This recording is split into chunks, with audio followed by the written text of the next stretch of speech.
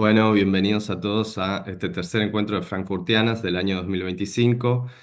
Hoy vamos a tener con nosotros a Smail Rapic, que es un académico e investigador de la Universidad de Wuppertal en Alemania. Antes de empezar, les quiero presentar a Smail.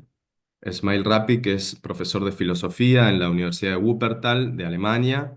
Estudió filosofía, literatura alemana y matemáticas y tiene un doctorado en filosofía en la Universidad de Colonia.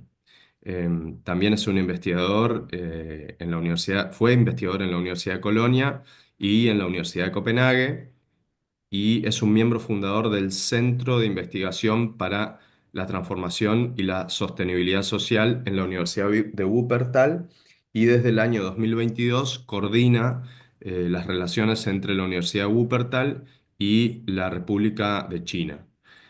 Hoy va a ser una presentación que lleva el título El concepto de capitalismo de Estado, sus orígenes y, y su relevancia para la teoría social contemporánea. Em, me, me permito también agradecer a mis compañeros de Lectura Mundi, a Sol, a Germán, a Micaela por organizar este espacio y también a la Secretaría de Cultura, Comunidad y Territorio, que es la que lleva adelante este ciclo a través del programa Lectura Mundi. So I give you now I give you now the microphone for you to speak. So thank you for being here with us today. Thank you for the Okay. invitation. So my talk will take 80 minutes. Is that okay for you? Yeah. You said I should talk 1 hour and a half, 1.5 Okay, hours. perfect. And then we open the conversation for some questions So or something like that. yeah, Okay? so 80 minutes, that means Yes, 1 hour and 20 minutes. yes, 1 hour, 20 minutes. So then we'll have still half an hour for discussion. Is Okay, that okay for perfect. you? Yeah, it's okay. It's okay. Okay.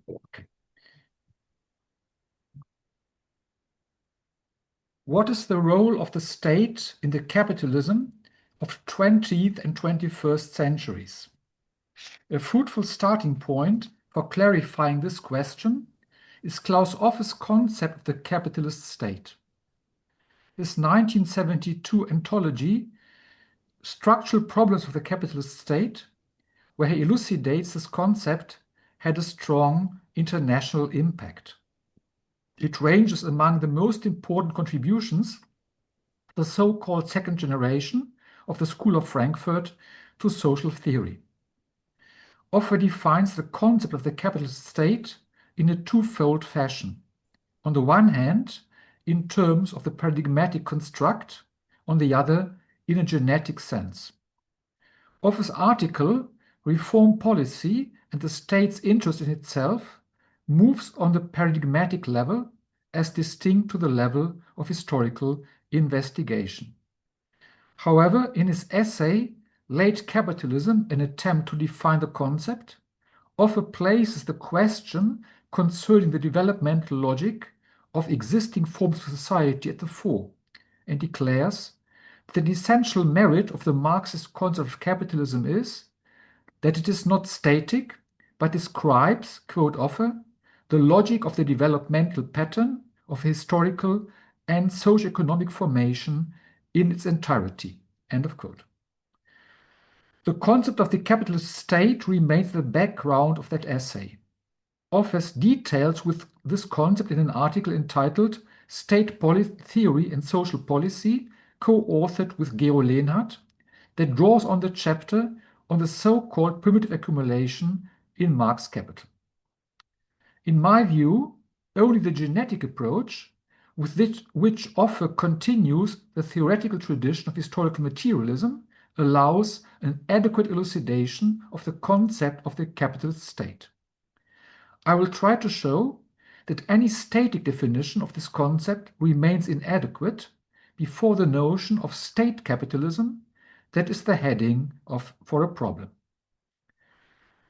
My talk is divided into 3 parts. In the first part, I will sketch Offer's paradigmatic construction of the notion of the capitalist state in reform policy and state's interest in itself. and afterwards the concept of state capitalism that has its roots in Marxism and gained a prominent role in the 20th century after the publication of Friedrich Pollock's essay, State Capitalism, Its Possibilities and Limitations, in 1941. The second part of my talk deals with the relation of the concepts capitalist state and state capitalism. I will discuss two futile attempts to solve the terminological difficulties arising from this conceptual pair and try to show that these difficulties can be solved by tracing the genetic version of Offer's concept of the capitalist state back to Engels' reading of Marx's critique of political economy. In the third part of my talk is dedicated to Colin Crouch. I will argue for the thesis that the neoliberal post-democracy in Crouch's sense that has been established in Western countries from the 1980s is a peculiar type of state capitalism. Moreover, I will try to refute Crouch's contention that the socialist project has definitely failed. In his essay, Reform Policy and the State's Interest in Itself, Offer gives four minimal criteria, two negative and two positive, as defining features of the capitalist state. He characterizes these as the presupposition for a correlation between a repertoire of governmental means of organization and the dynamic of socio-economic developmental tendencies of capitalist forms of society. The first of the two negative criteria is that the capitalist state is not a feudalist or absolute state, but that it is also not capitalist itself. It can thus only engage in production, if at all, as a subsidiary to the dual processes of accumulation and production undertaken by non-governmental private businesses. The second negative criterion immediately follows from this. It states that the capitalist state cannot obtain the material resources that it needs for its organizational activity by making profits, but only through taxing the incomes generated in private production and accumulation. This leads over to the first of the two positive criteria. Because the capitalist state is both dependent on and excluded from capitalist production, it is dependent on creating the formal and also the historically increasing material conditions and presuppositions that ensure the continuation of production and accumulation, and on this continuity not failing due to the actual temporal and social instabilities inherent in the anarchistic socialization of the capitalist process. The second positive criterion brings into play the normative legitimacy of state action. The capitalist state can only count on the loyalty of the population, most of whom do not own capital, if it declares the promotion of the common good is its central task.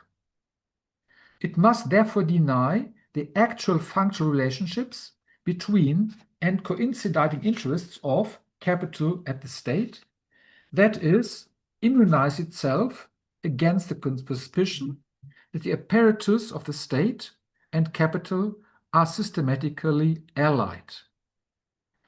The fundamental defining feature in this conceptual construction, namely, that state production can only be carried out as a subsidiary to private businesses in the broadest sense, so including stock corporations, does not hold of state capitalism as Marx, Engels, and Pollock conceive it. Marx and Engels had already used the concept of state capitalism, and this was taken up anew in the Marxist or socialist theoretical tradition by Wilhelm Liebknecht, Nikolai Bukharin, and Lenin. And it moved beyond this theoretical tradition after the publication of Friedrich Pollock's essay, State Capitalism, Its Possibilities and Limitations, in 1941, and became a mainstay of discussions in the social and political sciences. Pollock developed his now classic concept of state capitalism primarily with a view to fascism and the planned Soviet economy under Stalin. He applied it in a restricted sense to Western countries, especially USA, after the New Deal. In characterizing the then contemporary Soviet Union as state capitalist, Pollock emphasizes that it was far removed from Marx and Engels' idea of a socialist society.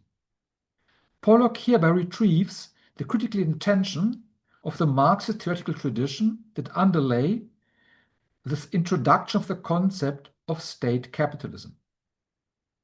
This concept should also serve as a warning against seeing state ownership of the means of production as in itself socialist. In contrast to Pollock, Offer characterizes the Soviet form of society as state socialist. He implicitly applies the concept of state capitalism when he characterizes the contemporary Chinese economy as capitalist in his article, Conceptualizing Capitalism. This can only be understood as a state capitalism. The concepts of capitalism and the capitalist state must be conceived in such a way that they can be applied in a coherent fashion to the opposing variants of market-oriented liberal capitalism and state capitalism. Based on Engels' reading of Marx's critique of political economy, I want to show that this can only be done through the genetic development of the concept of the capitalist state. Marx uses the concept of state capitalism, in substance but not in name, in his Paris manuscripts as a feature of, so as he says, crude communism. In German, roher Kommunismus. This seeks to completely abolish private property, which was the origin of antagonisms between social classes in all previous societies, and to level down individuals. It obliges everyone to do work remunerated by society's communal capital. According to Marx, here, the community as a universal capitalist confronts the individual. From the perspective of the manifesto of the Communist Party's social goal of an association, in which the free development of each is the condition for the free development of all, the regulatory function of the state in crude communism should disappear. Cooperative forms of production play a key role in such an association. Engels uses the concept of state capitalism in Socialism, Utopian and Scientific, and in Anti-Düring, in predicting the drastic transformation of the prevailing capitalism. Engels argues that contemporary liberal capitalism would sooner or later get into a hopeless systematic crisis that would compel the state to take over the direction of production. By doing so, in the framework of capitalist society, the state will become, to quote Engels, the total capitalist. The state would primarily serve the interests of the owners of capital and thus act as an, to quote Engels, essentially capitalist machine. State ownership of the productive forces is thus not the solution to the class conflict, but, according to Engels, concealed within it are the technical conditions that form the elements of that solution. Socialism can emerge from state capitalism as a national economic framework is planned by a public administration that is accountable to the citizens. In his article, State Capitalism, Its Possibilities and Limitations, Pollock characterized the then Soviet Union as state capitalist. In the Marxist tradition as in Pollock, state capitalism is distinguished on the one hand from liberal capitalism, which is based on giving free rein to market forces, and socialism on the other. Accordingly, the concept of state capitalism has both an economic and socio-political dimension. With respect to its economic dimension, state planning and management restrict, and in extreme cases completely repeal market mechanisms. With regard to the socio-political dimension, under state capitalism, economics and politics are dominated by a ruling class that secures material privileges for itself. This socio-political aspect is crucial for distinguishing state capitalism from socialism. The central control of economic processes is, for Marx and Engels, a defining characteristic of socialism. But they also insist that economic planning should not lie in the hands of state authorities, but in a democratically constituted society. In Capital, Marx emphasizes the role of planning processes in socialism, and Engels in Anti-Düring and Socialism, Utopian and Scientific. Marx strongly advocates the democratization of public governments in On the Jewish Question. For this, Engels coins the memorable phrase about the withering away of the state as a political authority in socialism. Like Engels, Pollock too sees the origin of state capitalism in the crisis dynamics of market-oriented liberalism. State capitalism can allow a sector for the market economy, but the course of the national economy is set by the state planning authorities, who are supposed to prevent crises stemming from overproduction and shortages and to provide for full employment. The state economic planning can be characterized as capitalist in that it is done by a ruling class of bureaucrats and political functionaries who also constantly pursue their own profit interests. If specific groups or classes have a privileged access to the state authorities who decide how resources and income are to be distributed, the formal legal distinction between private and state property becomes secondary. For the ruling class can use state property for their own profit interests. Offer emphasizes that the demarcation of capitalism from feudalism is fundamental to the concept of the former. The transition from feudalism to capitalism is characterized by the development of an extensive and ultimately global commodities and labor market. This raises the question of how subsuming the two terms liberal capitalism and state capitalism under a common genus could be possible. For the marketization, to use Polanyi's term, of economic relations is defining feature of liberal capitalism. And precisely this is suppressed and in extreme cases totally replaced by central planning and regulation under state capitalism. This conceptual difficulty emerges with particular clarity in Polanyi's characterization of fascism. Polanyi, like Pollock, understands it as a kind of state capitalism. According to Polanyi, the intervention of fascism in the 1930s world economic crisis meant rescue of capitalism. It does not plan for a return to a liberal laissez-faire, but a planned economy that is not managed by a democratic state that is hostile to business, but by capitalists themselves who rule the corporate bodies. Polanyi understands the fascist planned economy as a radical antitype to the world of the self-regulating market created in capitalism's replacement of feudalism. But isn't it a self-contradiction to designate as capitalist a centralized economic order that arose from the counter-movement to marketization? Now, the second part of my talk, a relation of the terms capitalist state and state capitalism. In the following, I want to discuss two different strategies that can be ventured to solve or avoid the terminological difficulty raised by the conceptual pair liberalism versus state capitalism when it is understood in a static fashion. However, in my opinion, both are flawed. Or the first strategy.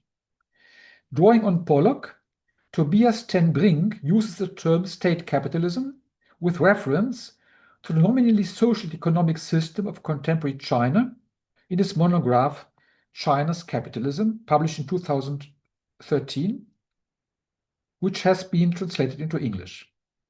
Ten Brink wants to solve the problem of how liberal and state capitalism can be subsumed under a common genus by defining the concept of capitalism in terms of 5 specific elements that he connects together additively and that have distinctive characteristics in each of the 2 variants. The first, markets and business. Second, paid labor. Third, money and financial system.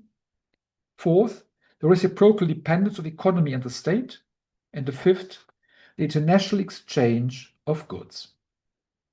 This additive conceptual definition can be easily applied to the 2 variants of liberal and state capitalism, but only at the price of depriving the concept of capitalism of what has constituted its explanatory power since Marx and Engels, namely its functioning as the name for a form of society that is structured by foundational relationships where there is a constant asymmetry in relations of reciprocal dependency.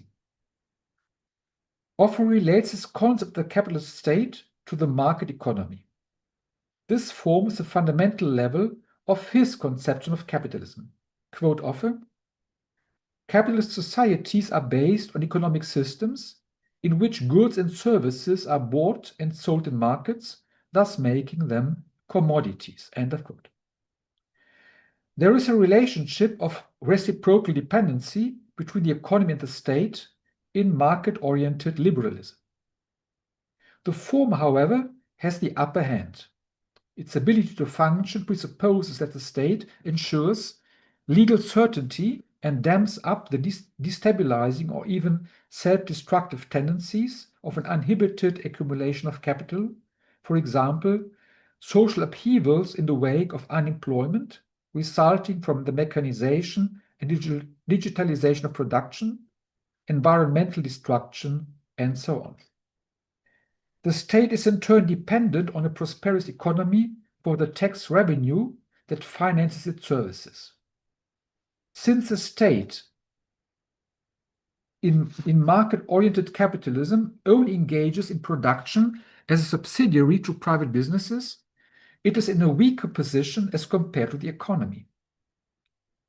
If, like Offer, one takes the view that the market economy forms the fundamental level of the capitalist society, then the concept of state capitalism is in contradiction in terms. This leads to the second conceptual strategy for avoiding the terminological problem raised by Pollock's and Polanyi's characterization of planned economies as capitalist. This is to drop the term state capitalism altogether and find designations of their own for the various different economic and social forms that it had referred to. This is the path Offer takes when he calls the Soviet form of society a state socialism and characterizes those Western economies that Pollock had regarded as a variant of state capitalism as capitalism regulated by the welfare state. And in contrast to his conceptualizing capitalism, in the afterword to the new edition of his Structural Problems of the Capitalist State, he characterizes the present Chinese political economy as a hybrid of socialism and capitalism. The fascist economy can be given its own specific name.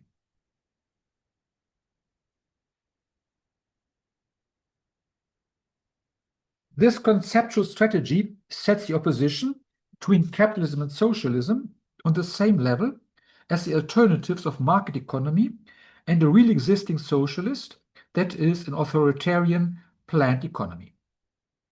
This is a major departure from Marx and Engels' idea of socialism, where cooperative forms of production and the democratic control of the economic planning process have a key role. Marx and Engels considered the authoritarian management of state ownership of the means of production to be state capitalist, not socialist. In the economistic reduction of the alternative, capitalism versus socialism, to the opposition between the market economy and the real existing socialist planned economy, distorts the history of the Soviet Union.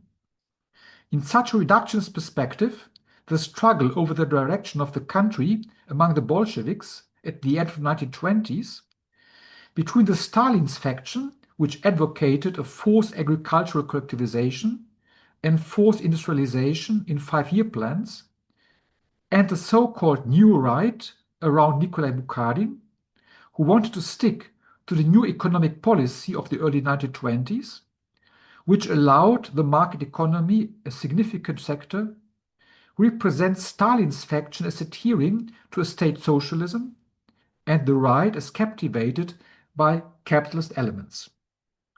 To designate Stalin's economic policy as socialist is to ignore the fact that Lenin thought that the collectivization of agriculture was only permissible on an unrestricted and voluntary basis, a position that fitted with the cooperative and democratic features of Marx and Engels' idea of socialism. In an analogous way, the economistic and truncated version of the alternative, capitalism versus socialism, must interpret Gorbachev's perestroika, which drew on the new economic policy of the early 1920s, as a rapprochement with capitalism. Gorbachev's revitalization of the democratic features of the idea of socialism is thereby relegated to the background. The concept of state socialism cannot be considered neutral and thus more objective than the designation state capitalism, whose application to nominally socialist societies has a critical motivation.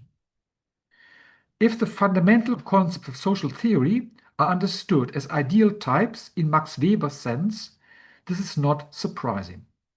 According to Weber, an ideal typical concept shows the direction for the hypothesis formation.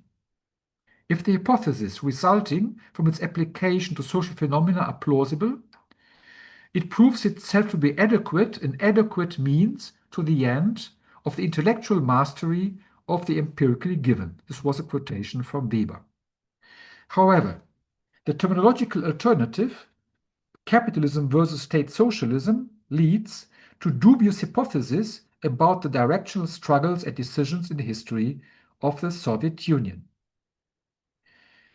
Weber's concept of the ideal type can also be used to state more precisely what the shortcoming in Ten Brink's non-specific concept of capitalism is.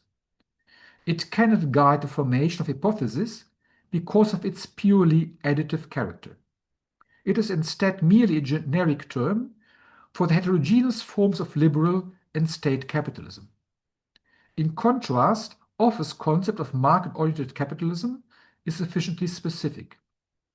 But if it is taken as a paradigmatic construct, it cannot be subsumed under a common genus with a counter-concept state capitalism without also losing the explanatory potential that is the characteristic quality of the ideal type in Weber's sense.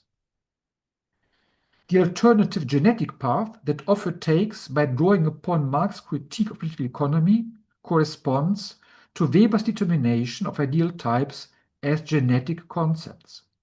And for Weber, Marx was the most important proponent of such genetic conceptual explanations. Now the next section, my talk is entitled The Genetic Version of Offer's Concept of the Capitalist State and its Marxist Roots.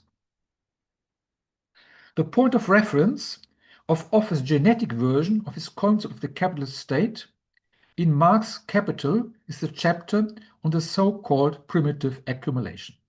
However, based on the so-called new Marx reading, developed by Helmut Reichel, Georg Backhaus, and so on, Georg Luhmann has pointed out, in my opinion correctly, that historical passages in Marx's Capital, and thus also the chapter on primitive accumulation, are separate from the logical development of its categories. Following Luhmann, I want to argue that Offer's genetic concept of the capitalist state cannot be seamlessly connected to the original form of Marx's critique of political economy. In contrast to Marx himself, Engels ascribes an intrinsic historical dimension to the logical development of the categories in his critique of political economy.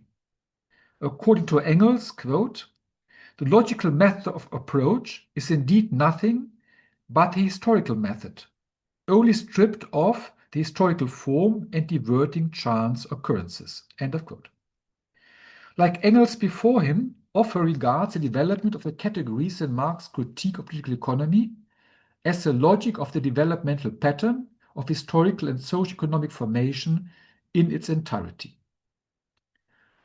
The development of the categories in Marx's critique of political economy takes its methodological bearings from Hegel's logic. The meaning of each concept thus results from its position in the developmental context of the logical categories. The higher level categories are developed from out of the preceding one and are in this sense posited by them. At the same time, the former are implicitly presupposed by the latter. In this sense, the progress in conceptual explanation is a return to its ground, to quote Hegel. The mode of this process is the dialectical turnaround of every conceptual determination in a contrary and the supplantation of the two in a higher unity. At the beginning of Capital, Marx wants to reconstruct the concept of money specific to the bourgeois capitalist form of society. Marx assigns the concept of money to its subjective forms of thought and thus indicates that the economic function of money is a materialization of convictions that are fundamental to these forms of society. Marx's explanation of the concept of money begins with the concept of the use value of goods, which refers to their utility in satisfying needs. In bourgeois capitalist society, the use value is the material depository of the exchange value of commodities. Marx takes the concept of exchange value from bourgeois economics and interprets it as an objective form of thought in bourgeois capitalist society. Drawing on David Ricardo, Marx defines the time and intensity of labor required for the production of a commodity as the measure of its exchange value. On the capitalist market, the exchange value of commodities in Ricardo's and Marx's sense forms the basis for the price setting. If the production of commodities requires the investment of capital, the price increases around the capitalist's expected profit. In free competition on the market, the actual prices of commodities generally fluctuate around the exchange value plus the average profit rate of capital investments where these are needed. In individual sectors with surplus production or underproduction, however, the price of goods can, as Marx explains in the third volume of Capital, also divide from this in the long term. In Marx's critique of political economy, the initial concept of the use value passes over into that of the exchange value, for in capitalist societies, a significant proportion, generally most of the goods we need to satisfy our needs, have to be acquired on the market. The step from use to exchange value is a dialectical turnaround, since the qualitative specificity of the goods that had constituted their use value vanishes in the purely quantitative exchange value. Marx justifies an interpretation of the category of the exchange value, which Adam Smith and Ricardo regard as a trans-temporal magnitude, as an objective form of thought in bourgeois capitalist society, by saying that it contains the conviction that human labor has a value in itself that can be expressed in monetary terms, meaning that the claim for remuneration for labor is normatively legitimate. Yet we know that the prevailing conviction in antiquity was that slaves were not to be paid. The dialectical turnaround of the use value into exchange value in Marx Capital leads into the bourgeois capitalist concept of money as a speculative unity of both, to use a Hegelian term. The exchange value posits this concept of money insofar as inherent in it is the fundamental conviction that human labor has in itself a monetary value. At the same time, money is presupposed by the exchange value, since the demand, which can be measured in money, determines whether a product has an exchange value at all, that is, whether it can function as a commodity. In turn, a commodity is only in demand if it has a use value. The transition from money to capital in Marx's critique of political economy arises from the application of the concept of exchange value to human labor power that is made available in exchange for payment. According to Marx, it follows from this that its remuneration must only cover the cost of its production, that is, reproduction, which means that only the maintenance of the wage earners' labor power and the rearing of their children must be ensured. The so-called employer can retain what he or she earns over and above this, the surplus value of the labor.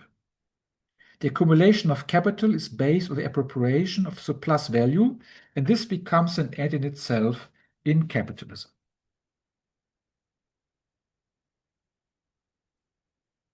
The development of the categories of Marx's critique of political economy reaches its goal in the concept of capital. Marx sees capital as the all-pervasive organizational principle of bourgeois capitalist society. The subject matter of the bourgeois juridical relation is, Marx claims, determined by the economic relation. The bourgeois state can thus be subsumed in the Marx central proposition that the capitalist production process as a whole presents the relation of capital to itself. Capital thus functions as the concept of the totality in Marx's critique of political economy.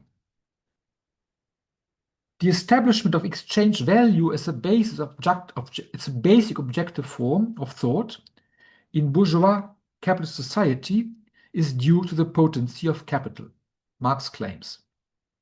In this sense, the development of the categories from exchange value to capital in Marx's critique of political economy is to be understood as a return to the ground. In the first volume of Marx Capital, the chapter on primitive accumulation, where offers genetic determination of the concept of the capitalist state is anchored, follows the analysis of the capitalist accumulation process. In the original form of Marx's critique of political economy, the concept of the state cannot be connected with the development of the categories from exchange value to capital.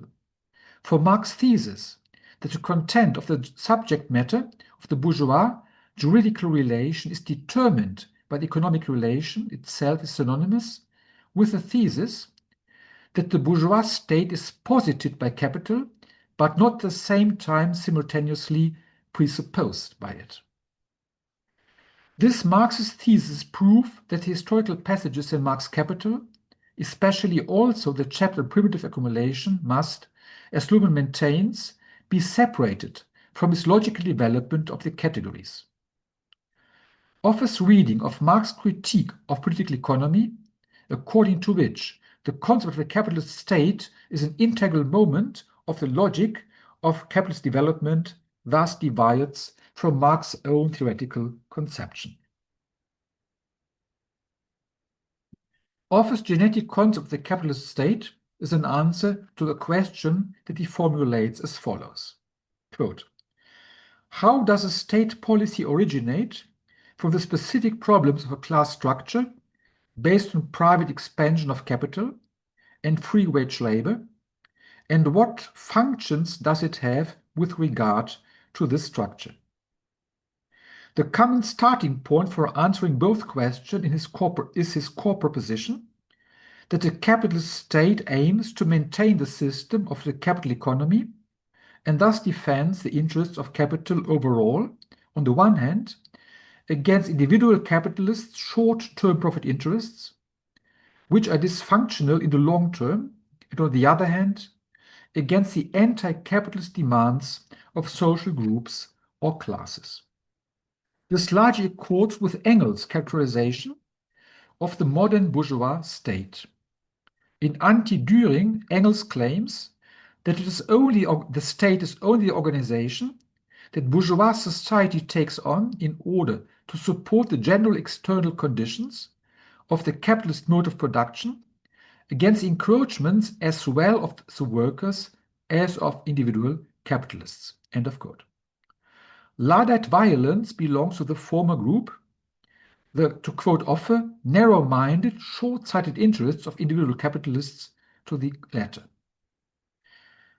The stabilization of the capitalist expansion process is reliant on a government countervailing force to the special interests of individual capitalists, and that imposes its common and objective interest on them. The autonomous dynamic that interweaves the individual interests after the fashion of Adam Smith's invisible hand does not suffice to enforce capital's overall long-term objective interest. Left to itself, the capitalist economy takes on an anarchic character. Against this background, Offer's genetic definition of the concept of the capitalist state can be connected with Engels' reading of the development of the categories in Marx's critique of political economy. In the chapter on primitive accumulation, Marx describes how at the beginning of modernity, the occupation of the village communally owned land by the local feudal lords who wanted to raise sheep for the emerging textile industry undermined the subsistence economy of the Middle Ages and thus compelled the rural population into wage labor, that is, to become proletarian. The state promoted this violent process, which had begun with the accumulation of capital. Offer acquires his genetic conception of the capitalist state from this. The politically driven transformation of non-wage laborers into wage laborers forms the historical presupposition of the capitalist economy. Offer sees suppression through commodification of forms of life external to the market as one of the core tasks of the capitalist state up to today. Offer formulates this as follows.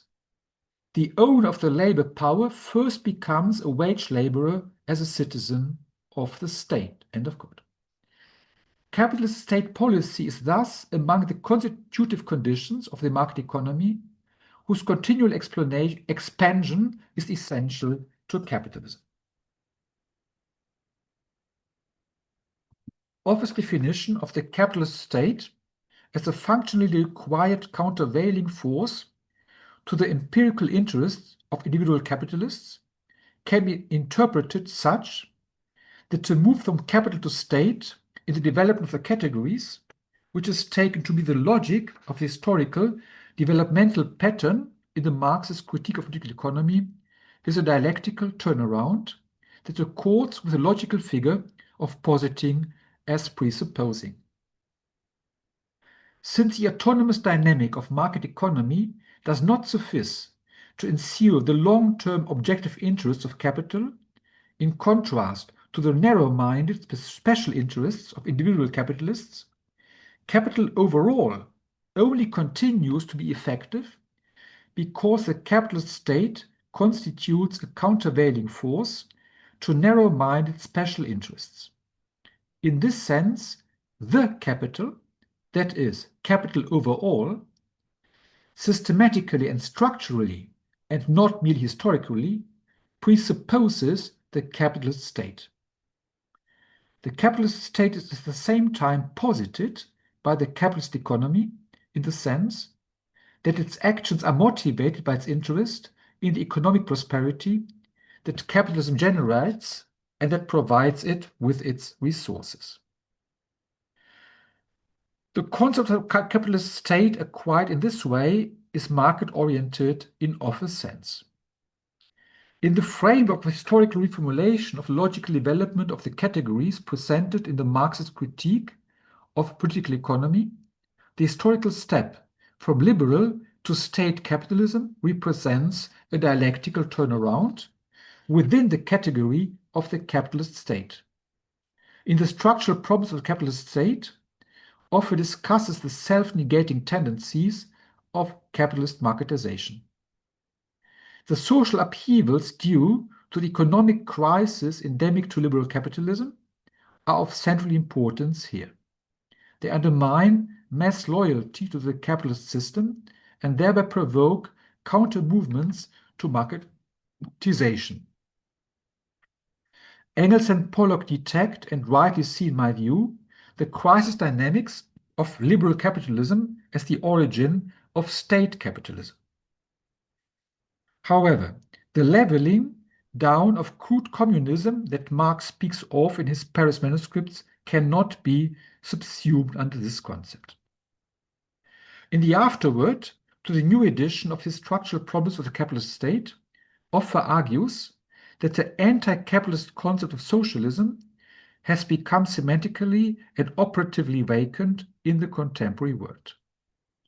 I do not share this view.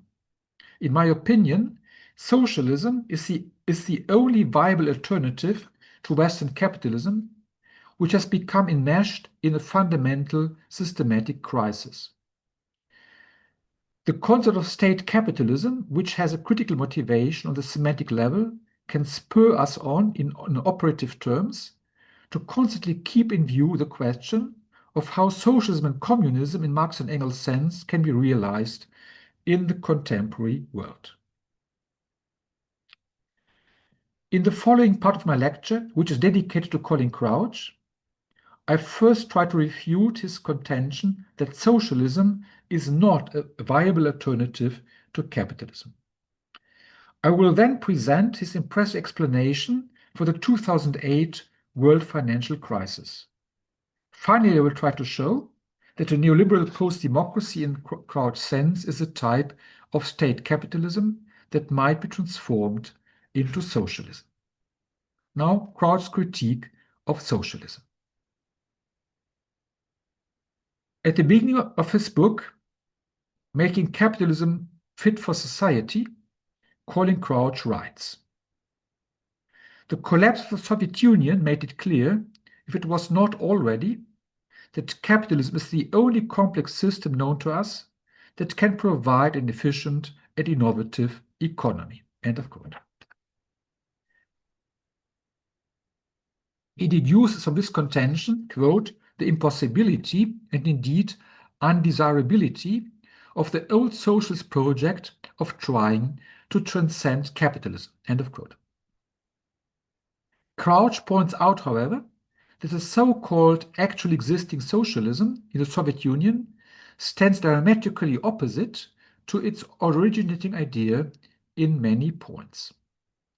This provides the occasion for a question. If the idea of socialism in the Soviet Union was distorted, then how can one infer from its collapse that the socialist project in general is not feasible? In order to find an answer to this question in Crouch's Making Capitalism Fit for Society, we must first of all clarify to what extent the alleged socialism of the Soviet Union was diametrically opposed to its originating idea. Crouch characterizes the socialist movement saying that they are seeking entirely to replace the capitalist economy and markets by a system of common ownership, meaning either the state or a cooperative arrangement. In the Soviet Union at the end of the 1920s, after the turn for the new economic policy, which had contained some elements of market economy, the economy was managed by the state. However, the Soviet economic and state organization was not a system of common ownership, because economic decisions were taken by a class of officials who thereby provided themselves with material privileges. The Communist Party officials secured their power through state repression. This stands in stark contradiction to the original idea of socialism. According to Marx and Engels' Communist Manifesto, in socialism, class oppositions dissolve into a social association, where the free development of each is the condition for the free development of all.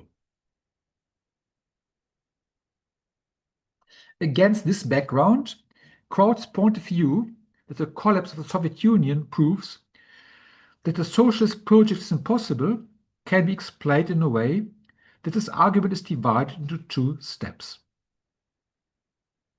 In the first step, he infers from the collapse of the Soviet Union that the Soviet economic and social system was dysfunctional in the long term. The system, however, as Crouch emphasizes himself, was not socialist in the original sense, which is equivalent to saying that it was state capitalist. In the first step of this argument, Crouch thus establishes the thesis that the failure of the Soviet Union shows that the Soviet type of state capitalism was inefficient in the long term. In order to conclude that the socialist project is impossible, Crouch must implicitly bring into play the premise that state capitalism constitutes a necessary transitional stage to socialism. This, then, is the second step in his argument. The first step of Crouch's argument is convincing. In his History of the Soviet Union, the most comprehensive standard work of the subject in the German-speaking world, Manfred Hildermeyer describes the Soviet planned economy at the end of the 1970s as irredeemably dysfunctional. Mikhail Gorbachev's attempt to establish a socialist market economy was motivated by the persistent stagnation into which it had fallen. But the Soviet planned economy had had decades of success. During the first two five-year plans from 1929 to 1937, the gross national product per capita tripled through forced industrialization, albeit at a high price. The forced collectivization of agriculture, implemented through repression, accompanied the push towards industrialization and led to a serious famine in 1932-33. While the average income under Stalin did not keep pace with economic growth, the general standard of living noticeably increased in the 2 decades after his death in 1953. Hildermeyer explains the fact that the central planning of the Soviet economy precipitated the leap into the industrial age, but fell into enduring crisis in the 1970s by arguing that central economic planning was indeed capable of mobilizing resources for industrialization that were lying idle in a predominantly agrarian society. But because it constricted the required spontaneity and creativity, central planning ran up against an insurmountable obstacle as soon as the technological innovations became indispensable for sustained economic growth. This is in line with Kraut's view that the Soviet Union failed due to a lack of potential for economic innovation, although Hildermeyer does not just cite economic grounds for its dissolution, as we will see below. The second step in Kraut's argument, the thesis that state capitalism is the historical precondition for socialism, accords with Engels' standpoint. According to Engels, State capitalism holds in itself the formal means for a socialist solution, as it diminishes the power of the capitalist entrepreneur. In socialism, the government of persons is replaced by the administration of things and by the conduct of processes of production. But even if one goes along with the two aforementioned steps in Kraut's argument, an explanatory gap remains. He implicitly introduced the premise that Gorbachev's attempt to transform the planned economy into a socialist market economy was doomed to failure. In my eyes, this premise is not convincing.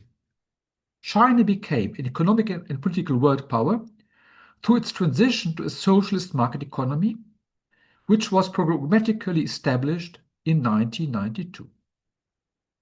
In order to be able to maintain his thesis that capitalism is the only complex system known to us that can provide an efficient, innovative economy, Crouch has to make use of a firmer premise that the official designation of the present Chinese economic system, as a socialist market economy is in fact wrong, and it is actually capitalist. I do not agree with Kraut's view, but will not go into detail now. In the following, I will focus on two questions. First, why did Gorbachev's attempt to establish a democratic socialism in the Soviet Union fail? And second, is there a chance to transform the neoliberal post-democracy in the Western world, that is a peculiar type of state capitalism, into democratic socialism? Now, the first question. Why did Gorbachev's attempt to establish democratic socialism fail? Can the collapse of the Soviet Union be seen as a proof of the hopelessness of the socialist project? Hildermeyer's interpretation of its collapse is close to Kraut's in that he too sees the main reason for this in the long-term inefficiency of a planned economy. But he also adduces two further factors to explain the failure of Gorbachev's attempt to reform the Soviet Union through democratization processes and the transition to a socialist market economy. The first factor is the secessionist endeavors in several constituent republics, especially in the Baltic and the Caucasus, that were efficacious as a result of the democratization process initiated by Gorbachev. And the second factor, the delegitimization of the Soviet Union's normative self-description as a socialist state. Since the de-Stalinization under Khrushchev, there had been a broad consensus among the party leadership that the state terror that had prevailed since the mid-1930s threatened to paralyze the population, and that their acceptance of the dominant system, which still had repressive features, should henceforth be achieved by raising the general standard of living. From the late 1950s up to the 1970s, so-called real existing socialism was justified by its exponents by claiming that it was economically superior to the capitalist market anarchy, as would be proven in the foreseeable future. This assertion lost all credibility in the 1980s. As a result, the enduring crisis of the Soviet planned economy, Hildermeyer claimed, widened to a creeping decline in legitimacy of the overall order. Hildermeyer's and Kraut's view that Gorbachev's reform policy was doomed to fail, however, is by no means universally shared in the international research on the history of the Soviet Union. In his monograph, Revolutionary Russia, 1891 to 1991, Orlando Figes, a leading historian of the history of the Soviet Union, professor in London, disputes that the Soviet Union dissolved due to economic problems that were incapable of being solved within a socialist order. Although the economy stagnated in the 1980s after continual growth in the decade before, the economic crisis fell short by far of the dimensions of the Great Depression in the Western world after Black Friday in 1928.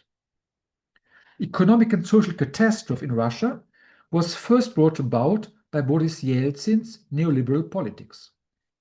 Hyperinflation left large parts of the population impoverished. Foreign trade fell by half. Life expectancy sank by several years.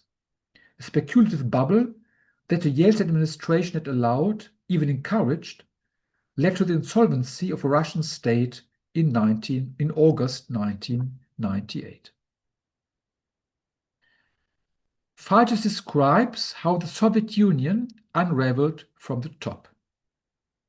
Because of Gorbachev's decision not to provide military support to the communist regimes in Eastern Europe, during their people's protests, these regimes were no longer able to suppress the democracy movements in their countries and had to yield in 1989. This helped the independence movements in the Baltic, Moldavia, Georgia, and Armenia to finally break through. However, this by no means sealed the fate of the Soviet Union. In March 1991, the majority of the citizens in 9 of the total 16 republics of the Soviet Union, among them Russia, Belarus, and the Ukraine, voted to preserve the Union. Notably, roughly 94% of the citizens of the Soviet Union lived in these 9 republics. However, after the failed putsch against Gorbachev in August 1991, the presidents of Russia, Belarus, and Ukraine, Yeltsin, Shushkevich, and Kravchuk, declared that their republics were withdrawing from the Union in open disregard of the referendum.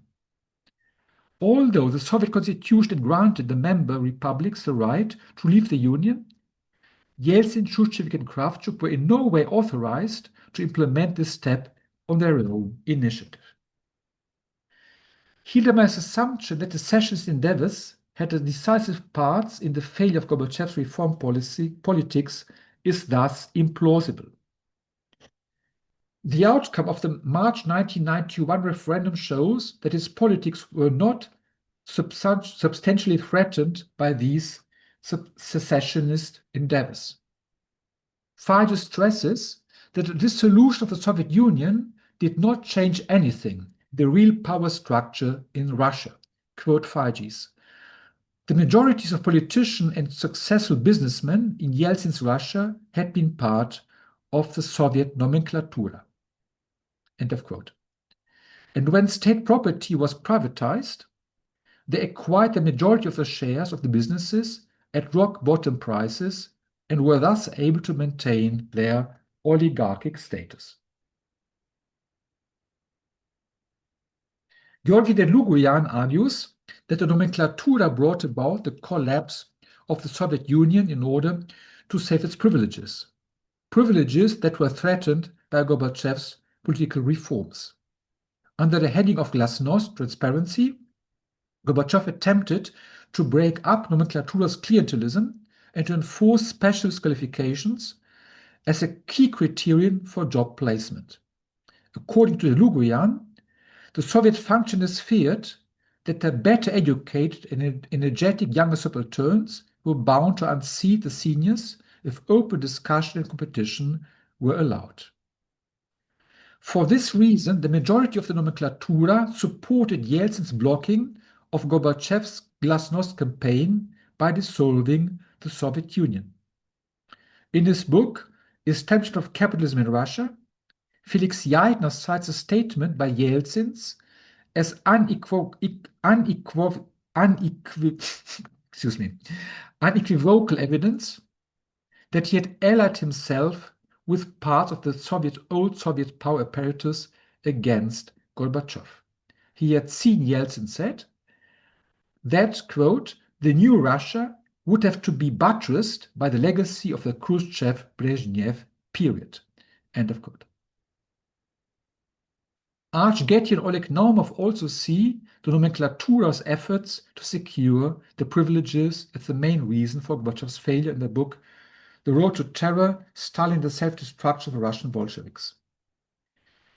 Getty and Naumov draw a parallel between this, Gorbachev's failure, and the fall of Khrushchev, who had unsuccessfully tried to limit the terms of party functionaries.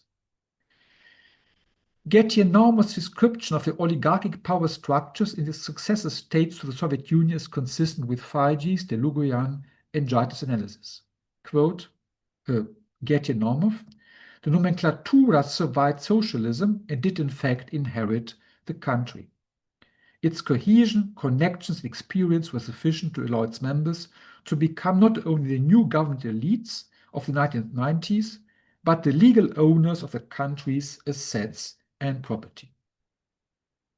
On account of the disastrous consequences of his neoliberal economic policies, when Yeltsin ran for Russia's presidency again in 1996, the Communist Party candidate in the Russian Federation, Gennady Suyanov, initially led by a wide margin in the opinion polls.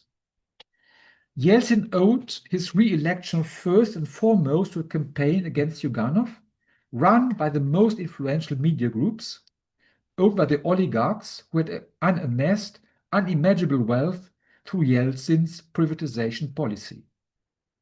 The fact that the victory of the communist candidate could only be prevented through this media campaign and the network of the former nomenclatura members allied with Yeltsin calls into question Hildermeyer's thesis of an irreversible decline in legitimacy of Soviet socialism in the late 1980s.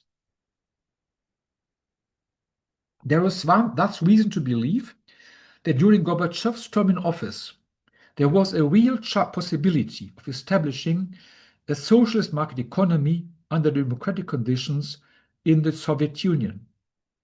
The collapse of the Soviet Union thus cannot be taken as proof of the impossibility, indeed in the undesirability of a socialist project of trying to transcend capitalism. Now, Crouch's explanation of the world financial crisis in 2008. Neoliberalism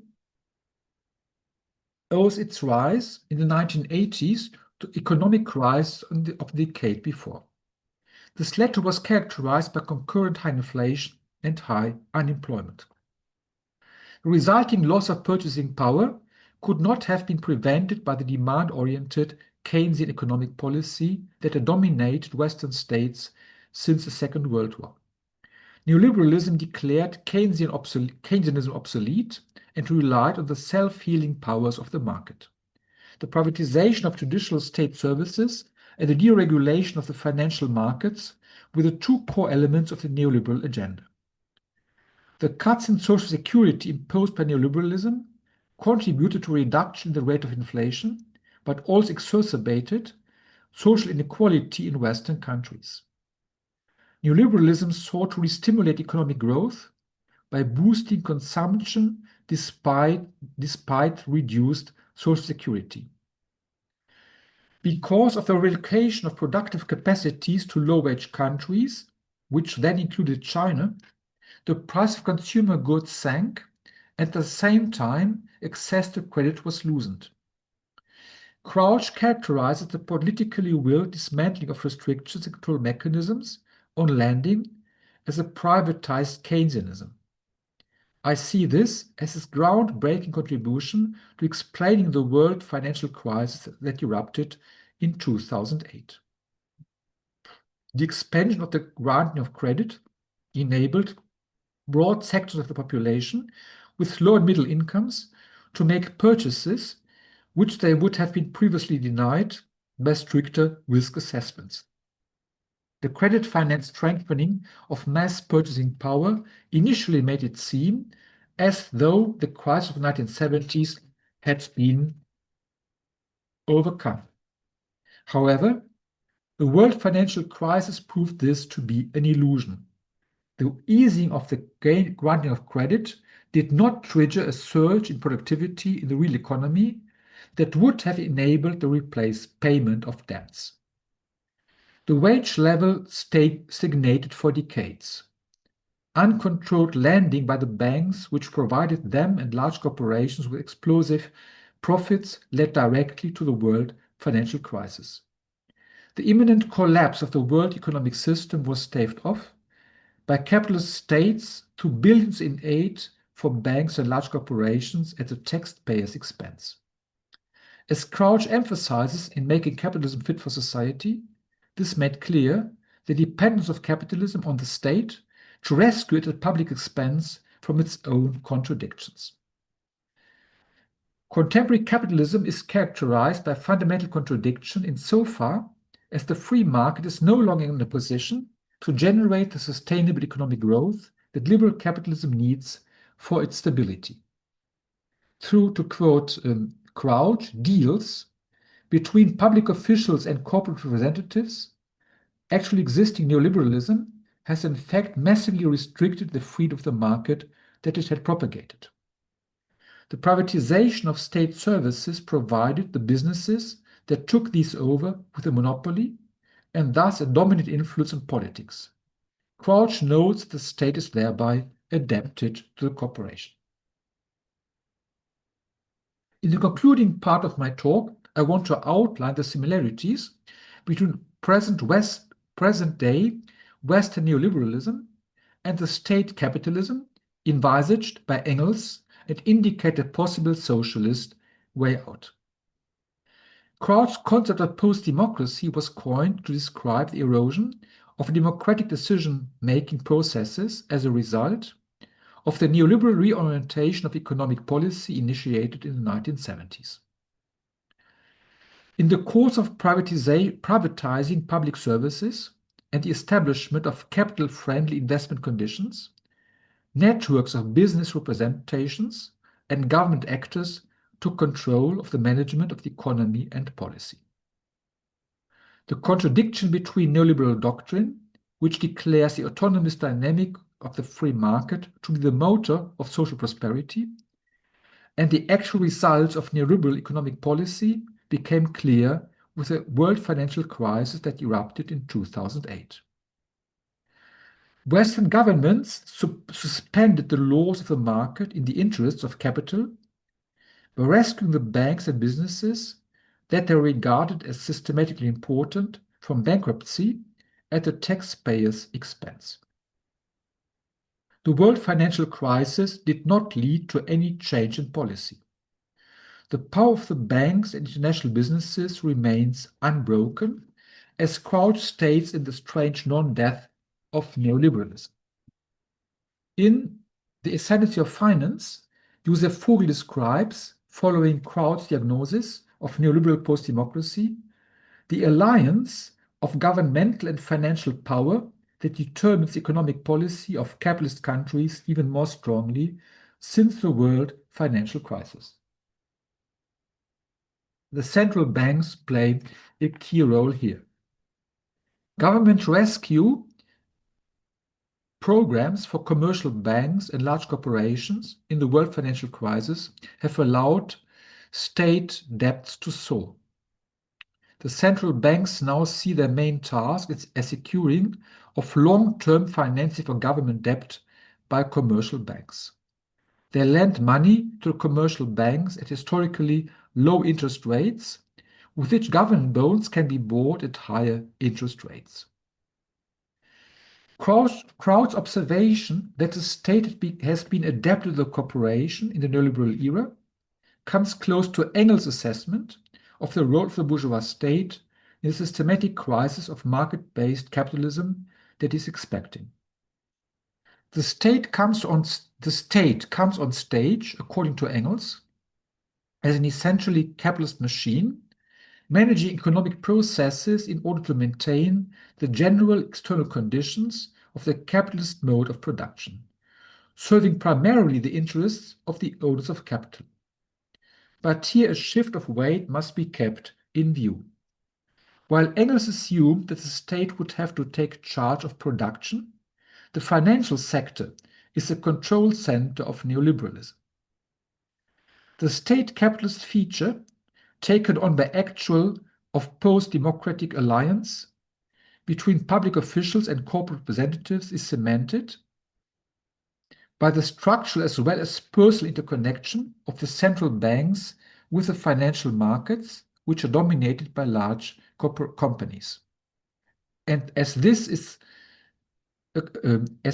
accompanied by severe losses in public investment and social benefits, Josef Vogel speaks of a class war waged by an alliance of state and financial power against the rest of the population.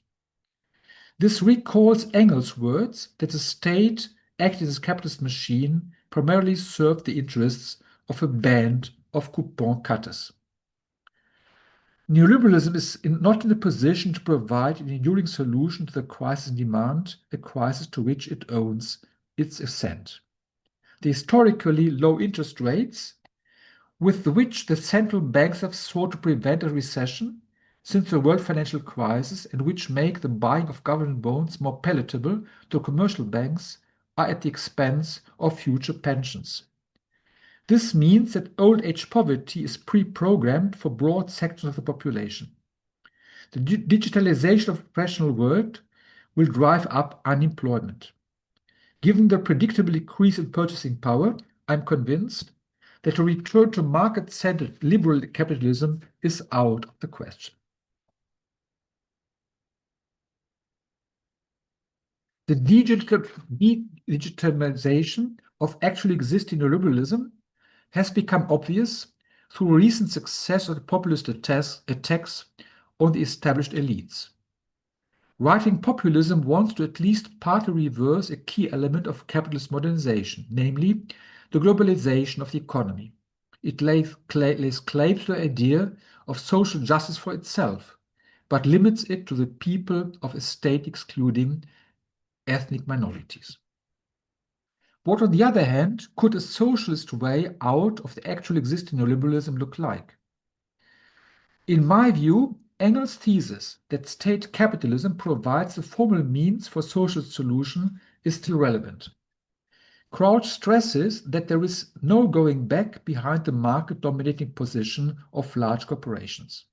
He advocates a strengthening of civil society as a countervailing power. However, in my view, that has only hope of success if the de facto fusion of politics and economics is subjected to social control through a fundamental shift of state monetary policy and change of property relations. The monopolization of credit creation by the central banks is to be attributed a key role here. This was called for by the US economist Irving Fisher in the Great Depression of the 1930s. After the world financial crisis, Fisher's idea was updated by Hans Christoph Binswanger with the aim of getting out of the capitalist compulsion to growth that is presently running on empty.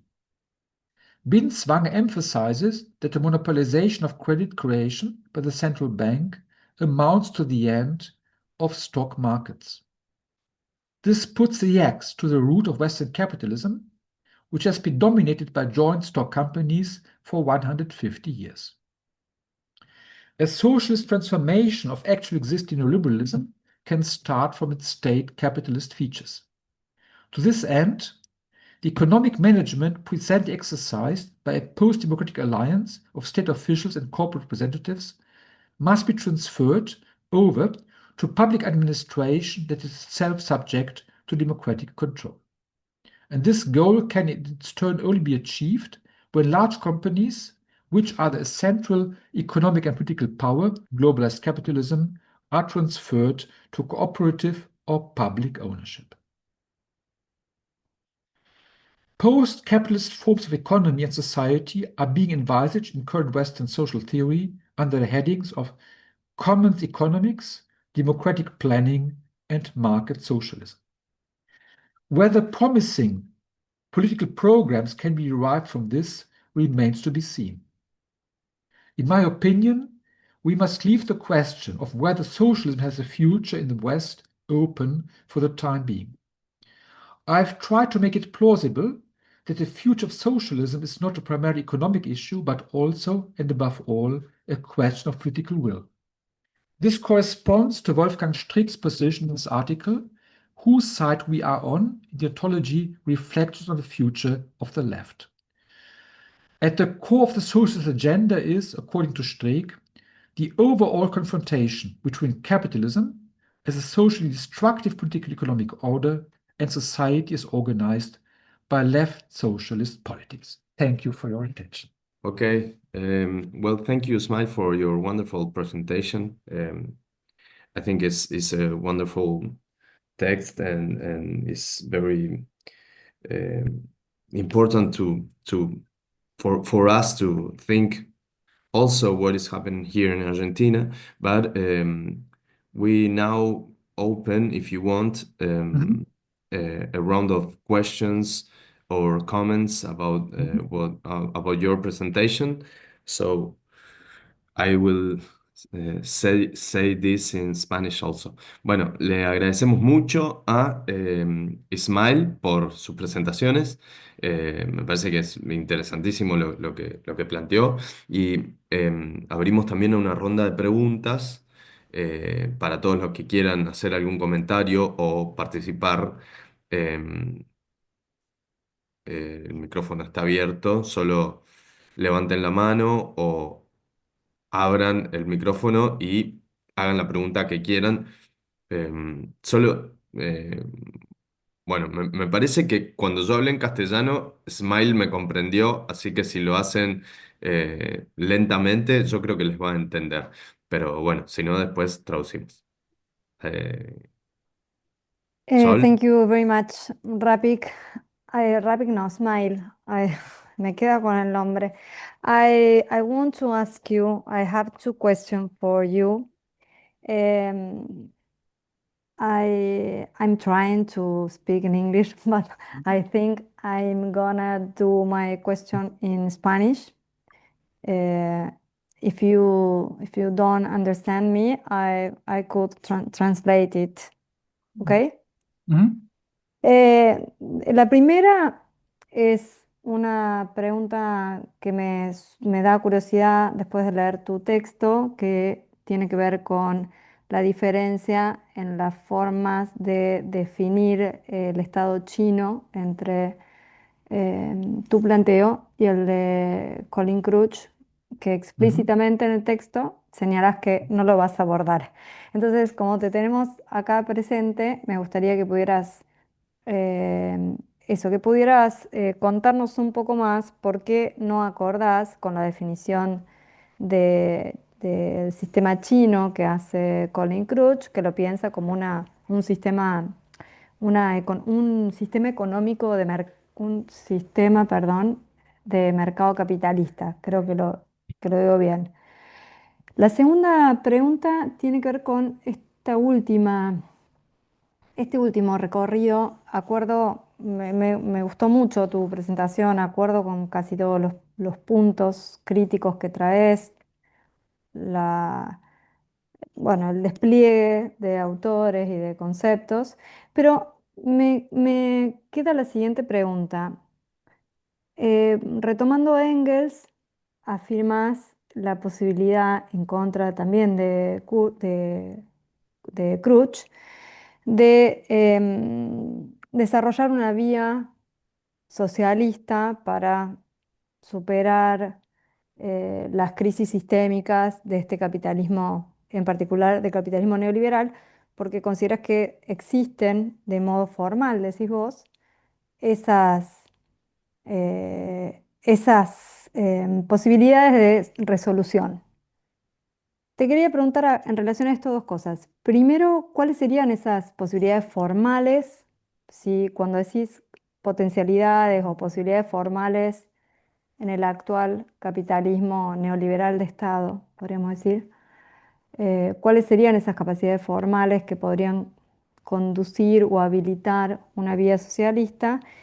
Y si no crees necesario considerar como obstáculos a esa vía socialista la dimensión ideológica que viene con el capitalismo Mhm. neoliberal.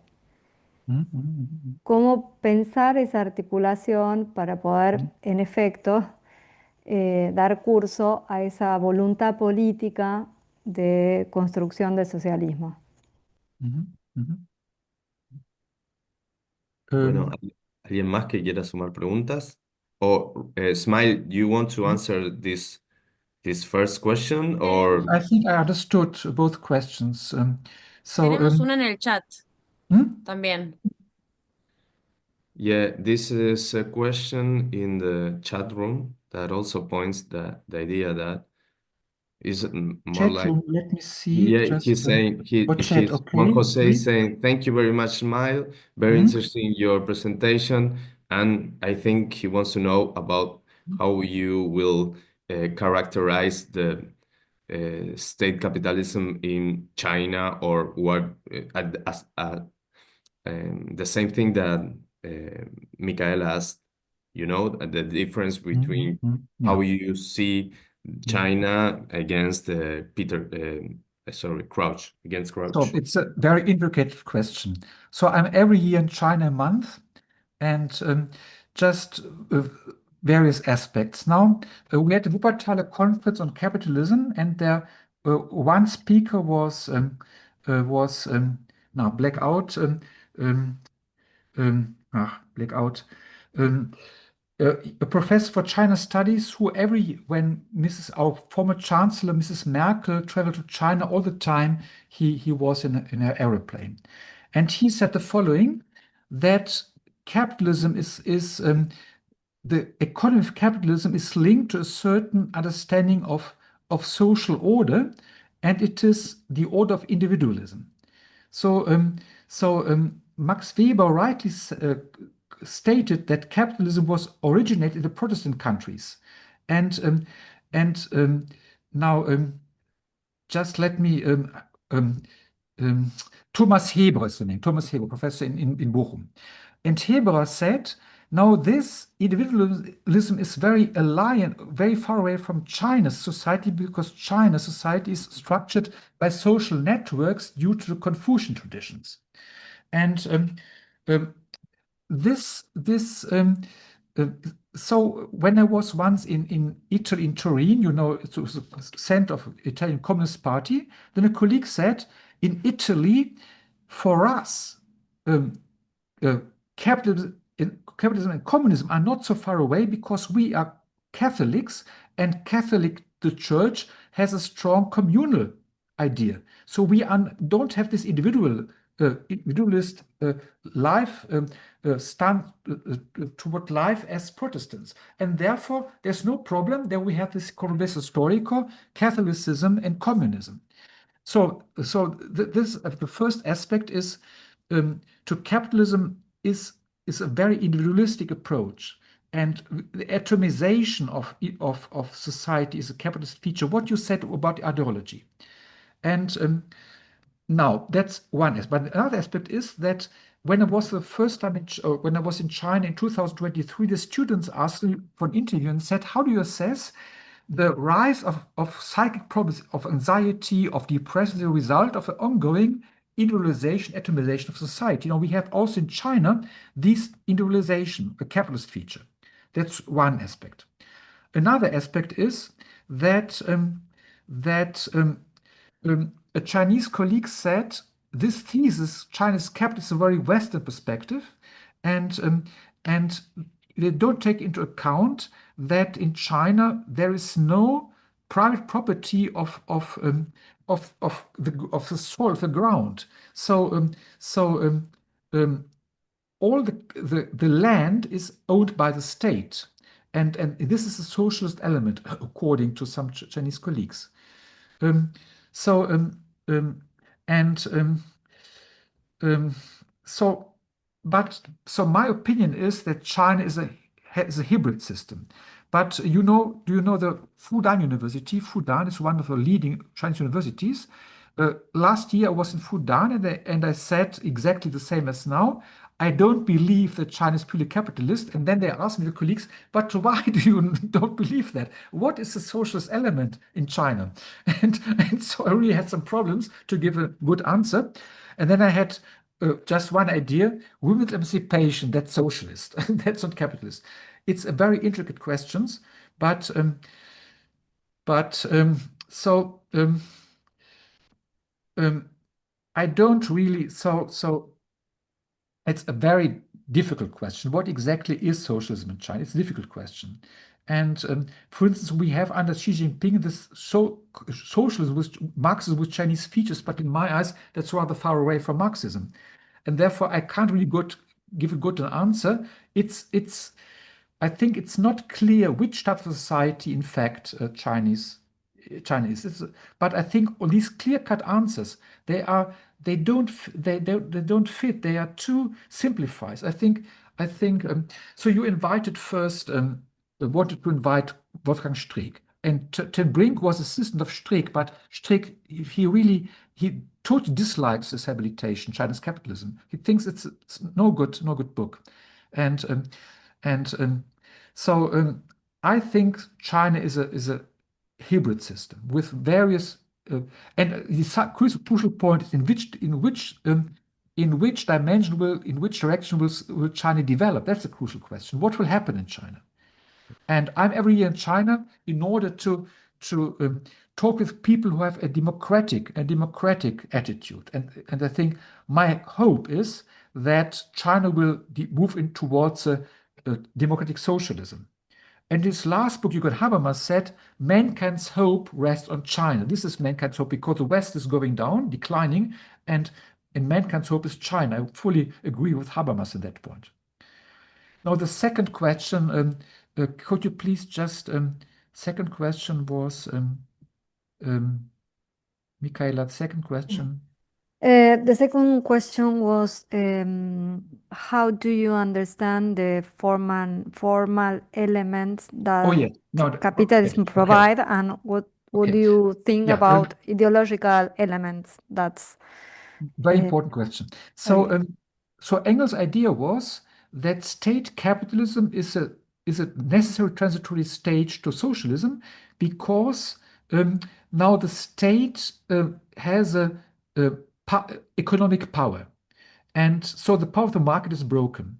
And if now the state is really ruled by the public and no longer by elites, governing elites, then we could transform the economic power of the state into socialism. And this has a very timely. So it's you can really make relations to our present situation. Our former some years ago there was a minister of economy, Peter Altmaier, and he once talked we need a industry policy, Industriepolitik. And then he was attacked. Oh, that's socialism, that's planned economy. He sees and today. Yesterday, I participated in a conference organized by a representative of the German Bund der Deutschen Industrie, is German industry entrepreneurs in Beijing, and then the Merit Institute of China Studies in Berlin. And then they said that German economy is going down. They have huge problems, and we can no longer keep German economy prospering as a market system. We need now an industry policy, and that means that the state has really to give to give direction of production. And what this crazy NATO summit yesterday, with the result that Western states shall give 5% of the national income to weapons, means that the state will now totally dominate or gets crucial influence in economy. But this is in this respect, the state is really acting as a servant of capital. But what we need now is breaking the power of capital and democratic control. And what's very interesting, that in Germany, the established parties are losing totally their support among the young voters. At the last elections in February, 25% of the young voters voted for the left party, the social party, and 23% for the neo-Nazis. They are idiots and madmen, but you have everywhere idiots. And that means that the established parties have only 50% among young voters. So this, the German system is entering a deep crisis, and therefore, I'll give you. I mentioned Josef Vogel. When we presented a volume, Ways of Capitalism, he quoted in Berlin 2 years ago, Rosa Luxemburg, socialism of barbarism. We're actually approaching barbarism in Germany, but I think the hope is young people, and that the left party is number one among young voters. That's my great hope. Because what we are doing, actually, we are destroying the planet with climate change. And what young, and when I said, I was the whole march in China, I said to the students and PhD students, now in the West, they're governing old white men, making policy against the young people. And they said, it's in China the same situation. And said, we need to know a new slogan, young people of all countries unite. And therefore, we have to break the power of the old white men, the old yellow men, and the power of capital. And I think we need, so the only hope of mankind is socialism in my eyes. But that's my personal conviction. Okay. And ideology, I think this new nationalism, they're crazy. They're crazy. This neo-Nazi, this neo-Nazi. I was last week in Saxonia, Sachsen, and what is the swastika, the Hakenkreuz? You know what is, the Nazi symbol. You know Hakenkreuz? Yeah. And a young man had a tattoo, a Hakenkreuz in his as a tattoo in his yeah. And this is crazy. But Okay. really, as I repeat myself, 25% of the young voters voted for the Left Party, and that is they have a total vote are 8.8, but among the young voters, 25%. That means the strongest party. And I Okay. think that the youth is the hope. We have to. So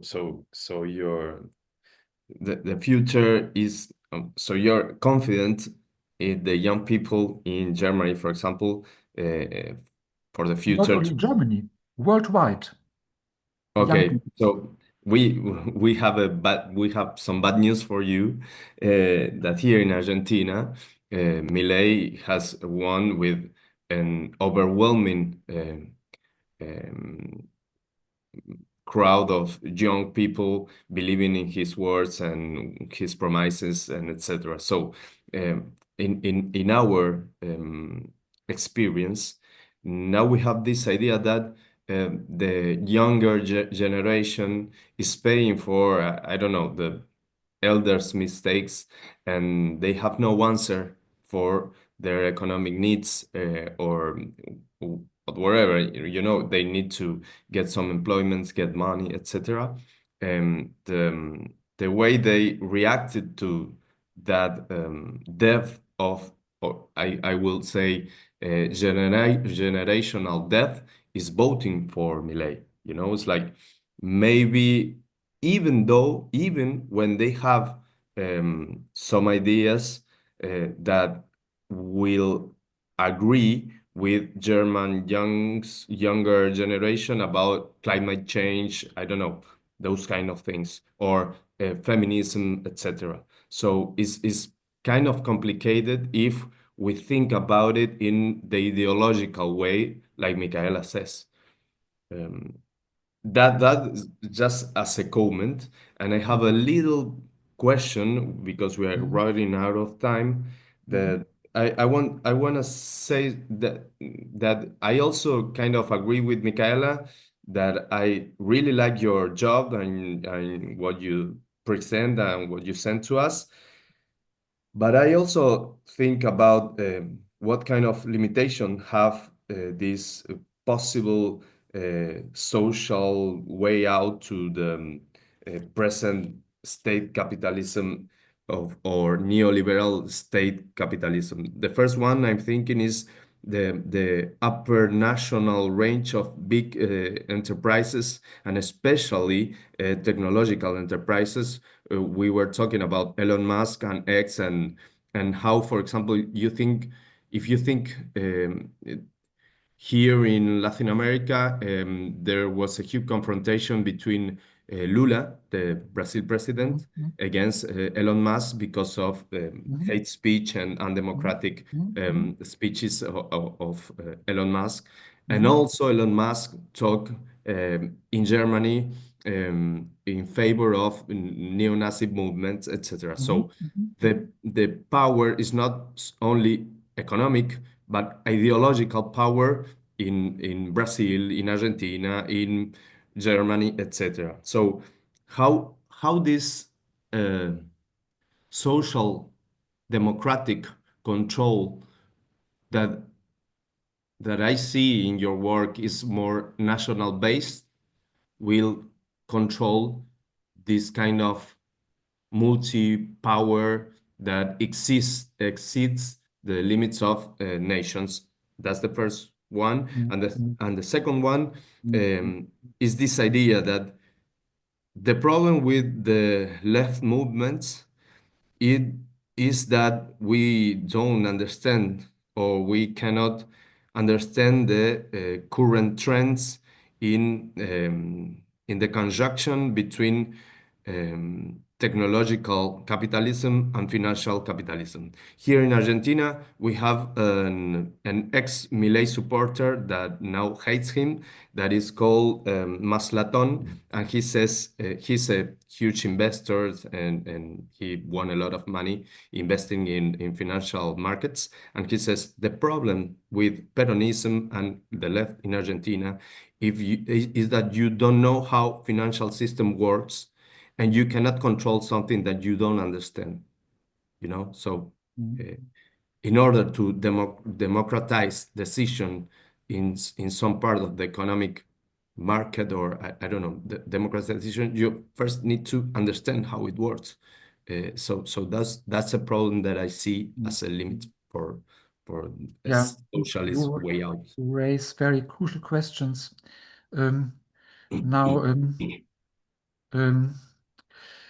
concerning Latin America, I was very surprised that Lula came back to power. I thought he is now, in fact, a lame duck, but that he was re-elected was to me a huge success of the left. And also there are, I think in Chile, so I think as far as I see, Milei is an exception. Isn't he an exception in Latin America? And I think, and of course, Brazil is much more important for world economy than also for politics than Argentina. The second point is that now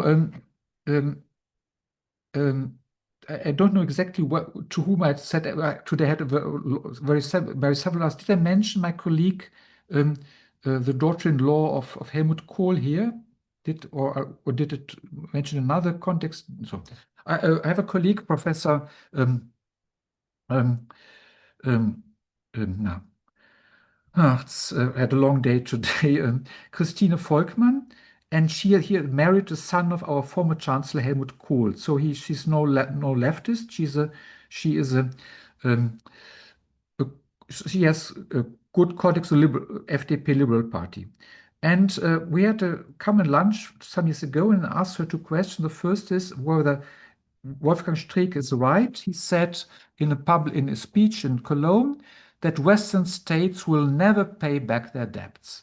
And then Professor Volk, I have to add that she worked in a Deutsche Bank after her exam, so she's a defense expert, professor of economics. He said, yes, that's right. Western states will never pay back the debts. Then I asked a second question I read in the newspaper.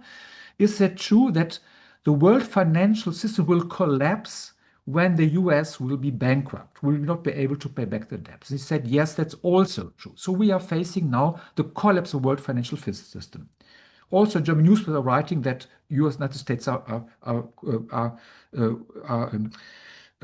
approaching bankruptcy. And when I asked, but what will happen if the world financial system will collapse? And she said, hopefully not the worst case. And I asked, what would be the worst case? And you said, a war. And it was in 2019, December 2019. But who would start that war? And she answered, United States. And I said, United States will not start a war. And she said, how do you know that will not? So the daughter-in-law of Helmut Kohl says, United States, she expects they will start the next war when they go bankrupt. And therefore, I think the West is going into a collapse of capitalism. And either, you know Nancy Fraser's last book, Cannibal Capitalism, and she writes in this book, hopefully the collapsing capitalism will destroy all the world. And in order to prevent that, so we will see that capitalism is over.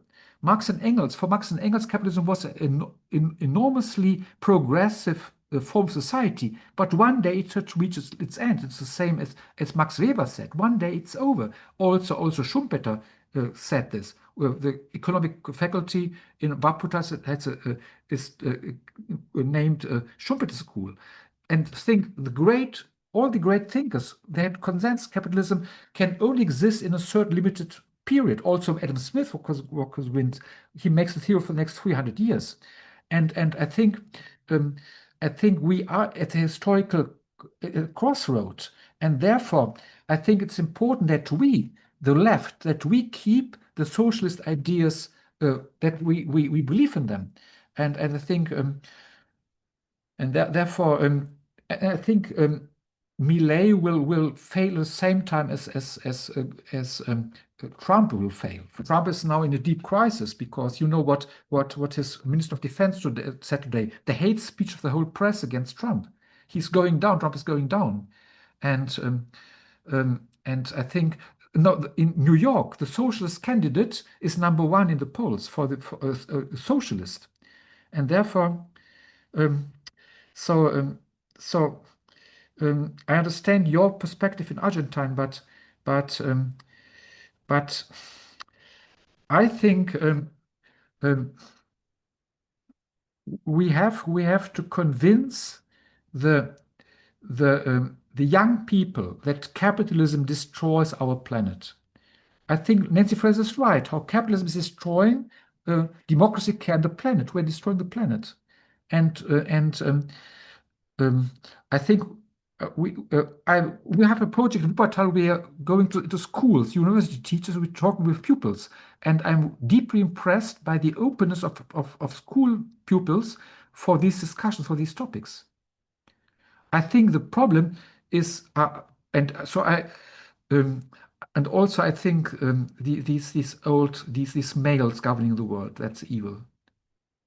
I think this male dominance of the world, that's evil. It's my personal conviction.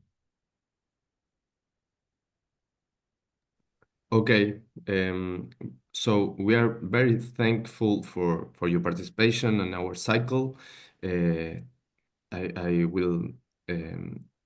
We need to end up the transmission because it's very late. I think it's more late for you even, and so we only have words of gratitude, and I will close now in Spanish, so you can also we can all go rest rest a little. Bueno, muchas gracias a todos por venir y gracias a Smail por su presentación que fue muy buena, nos encantó, la verdad que sumó un montón para nuestro ciclo y bueno, muchas gracias y nos vemos en la próxima presentación que va a ser el 17 de julio, pero va a ser presencial en el CEDINSI a las 5 de la tarde y va a estar Santiago Rogerone presentando un trabajo sobre Félix Weil. Así que nos vemos ahí y muchas gracias, Smail. Thank you, Smail. Thank you very much. Yeah, it was my pleasure to talk to you. It was really, my pleasure. Yeah. Okay. Bye. Thank you. Good night. Bye. Bye.